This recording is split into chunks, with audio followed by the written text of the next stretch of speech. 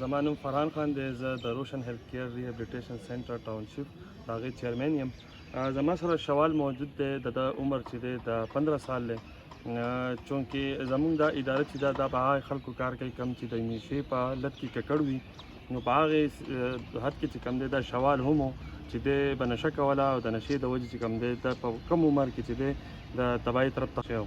نو د هغې نه پس چې کم دی دونه حد ته رسېدلی و چې د پلار د فیملي دنه تنګ وه، یو قسم مړ شي چې د مشو کې. خو چونکې بیا ورته چا زموږ ریهابلیټیشن وښو او دلته یې راوستو، نو موږ دلته د ایډمټ کړو. د چونکې عمر هم کم و، په عمر کموالي په وجه کې چې کم دی د به چرس کل میډیسن چې کم د ډرګز دي پای کې والیم 10 ګولۍ دي، نور قسمه میډیسنز دي چې کم د نشې کې کار کوي، هغه به دا خوړې.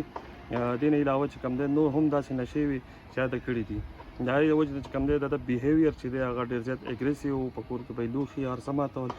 بیا د ده موږ علاج وکړو پراپر چې د هغې کې د 4 منت چې کم دی په علاج ولګېدو. دی چې کله ښه شو، دا ستاسو د مخې دی د زاړه اولډ فوټیج هم تاسو اینې د سکرین په نظر باندې دي.